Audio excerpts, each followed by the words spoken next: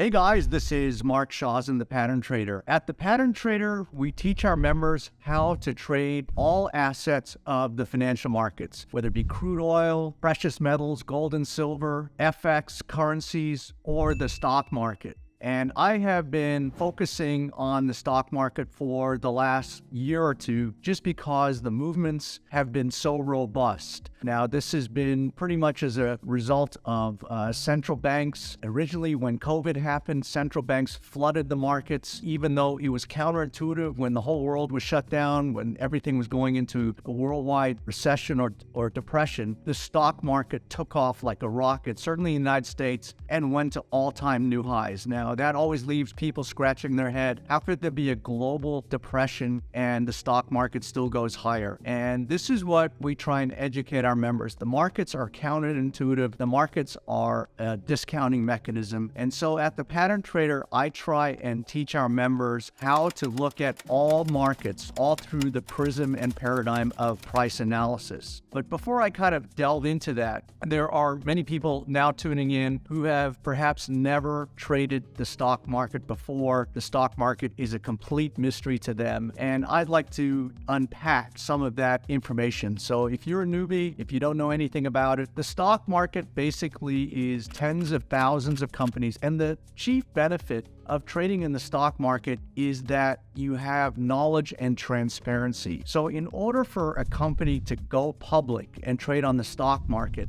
they have to file audited financials every quarter, initially with the Securities and Exchange Commission, then also quarterly reports. So it's completely transparent. So when you're looking at a company, you know pretty much that you're looking at audited financials and it's fairly transparent. Now, there are many mechanisms to go public. There's something called initial public offering, which is the most common. A company that was private files with the Securities and Exchange Commission to go public and then starts issuing their stock to the public and thereafter has to provide you audited financials. There are other ways that are a little bit more esoteric called a reverse merger. There's also something called a SPAC, which is a special purpose acquisition company, which is another form of reverse merger. But ultimately, what you're trading, if a company is public, is something that has audited financials and has to provide their guidance and financials on an ongoing basis. So that is the upside of trading in the markets. Now, because there are tens of thousands of stocks, figuring out what to invest in and how to invest is really something that's specific to the time. It changes. And also, I always say this is not a stock market, it's a market of stocks. So irregardless of where the indexes are going,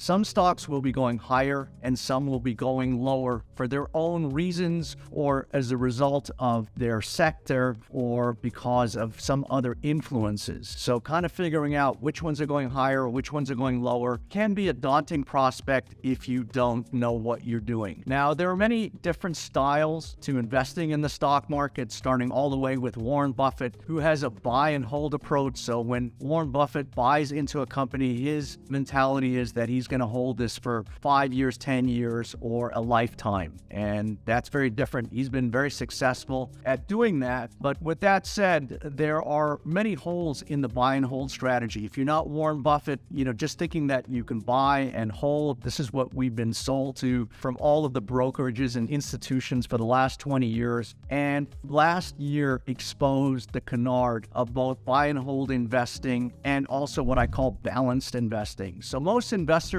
have been advised by wealth management advisors to put 60% of their money in stocks and 40% money in bonds because typically when one goes up, the other asset class goes down. But last year exposed, again, the myth of that where both asset classes, both stocks and bonds, got decimated, perhaps the worst they have in 50 years. You have to be aware of the myths that are promulgated just as a generalization. But if you're trying to figure things out for yourself, there are something called ETFs, exchange traded funds. And there is, again, all kinds of exchange traded funds where it offers you a diversified approach where, let's say you like the oil sector, you think that oil is going to go higher over time, but you don't know which specific oil company to trust or to invest in. Well, in that case, you could just invest in the XLE ETF. And that encompasses all the great energy companies, Exxon, Chevron, Mobil. So you get a generalized approach. If you want to invest in the financials, but you don't know which company, you can invest in the XLF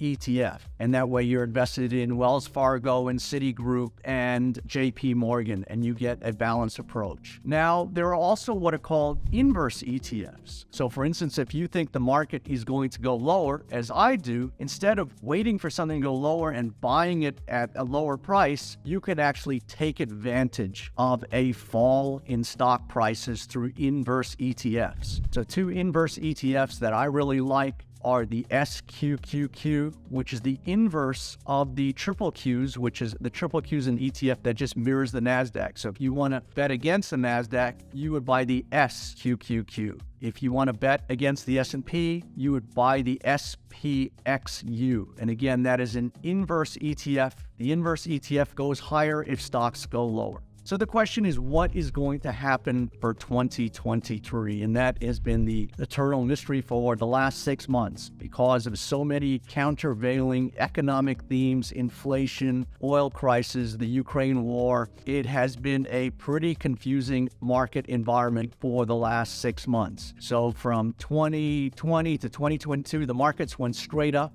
In 2022, we had the markets go much lower. The NASDAQ was down about 35% for 2022. And there is a lot of head scratching about what is ahead for 2023. So we opened the gates of 2023 with a massive rally. And this was really a function of positioning. So you can look at a company's fundamentals, you can look at economic fundamentals, but it will not inform you how the market is going to move. And the last 6 weeks was really indicative of that. Where in December, everybody was very, very bearish and thought that for the first half of 2023, we were going to go lower, and then there was going to be a rally in the back half of 2023. Well, guess what happened? The exact opposite. We opened 2023 with a bang. The NASDAQ went up more than it has in the last 20 years. It was the best January since 2001. It was the best January for both stocks and bonds since 1975. And almost everybody was caught offside. So this is what we call positioning, where everybody gets on one side, then the market has a little bit of a relief, and guess what? It rages to the upside. So the question is, where do we go from here? So the S&P is trading at about 4,100 right now. And I do think that we're close to its peak near term. Maybe it can go to 4,200, 4,300, but thereafter, I think it will set back and go back to 3,800 and perhaps even lower. Now, the eternal question most pundits have been trying to answer for the last 3-4 months is, will the U.S. enter into a recession? I'm not going to go into a great deal as to my expectations, whether we will or won't go into a recession. If you'd like to know further about my thoughts as to whether U.S. will enter a recession, then we have a video, and I would suggest you shut down this video and click on the other video I have about my thoughts for a recession. But guess what? My contention is, even if I told you that we were going to have a recession and when we were going to have that recession, it would literally be of no good to you because the market is a discounting mechanism. So people think, well, the minute there's a recession, the market's going to plummet. Well, guess what? The market could be plummeting ahead of the recession. And by the time we know a recession, we could already be coming out of it, and the market's already projecting that. So the market is always 3-6 months ahead of what you're seeing in real time. And this last January was proof of that. Again, there are many ways to take advantage of these environments, even in a negative environment. You don't have to sit by and watch your stocks go lower. You can either short vulnerable stocks, companies that have no earnings. You can actually take advantage of their prospective fall by a mechanism of going short. Now, I don't want to get into all of the details, but basically it's a way to take advantage of a decline in prices. If you think a company is vulnerable and going to go lower, you can actually take advantage of that fall by either buying put options or going short the stock, just the opposite of going long or buying a stock. There there are many different investment styles, depending on your mentality, depending on your time, depending on your sophistication, and depending on your financial resources. Now, I will say that it's also a myth to think that you have to have a gigantic account in order to take advantage of monster moves in the market. That is just a myth. You can start very small. It's a question of position sizing. So all you have to do is lower your position size, and risk management is probably the most important component of trading, and that's a whole discussion for another time. Even if you really aren't comfortable or understand the market, you can start very small and build a very nice nest egg, because the markets are very volatile and offer us many different trading opportunities. And really, this is what it's been for the last year and a half. This has been the most active trading market I've seen in many, many years, where the average day, the market goes up 2% or down 2%. So it's very fertile, but it's also more of a short-term duration. And so you have to kind of adjust your timeframes depending on the market environment we're in. So you can be a buy and hold investor. You can be what's called a swing trader, where you're trading for 3 days to 3 weeks, or you could be a day trader. And it really depends on your temperament, your objectives, and many other things. And this is what we go through in our education process at the Pattern Trader. So with that said, if you like this video, if you want to know more, I would suggest that you attend one of our free 3-day live events. I hold these every other week. You should just check our calendar for the upcoming one. And I spend 3 days going into the market in real time, where I take trades that I executed that particular day, or trades that I think of high opportunity, and I point out on the chart exactly why I'm looking at something and what the risk reward benefits are. And it's absolutely free. So that is actually the best way to understand our process, and the best way to start grabbing a foothold and understanding a little bit more on how to trade the stock market or the currency market or whatever market you like. Please like this video and subscribe to our channel. And I look forward to speaking to you in the near future.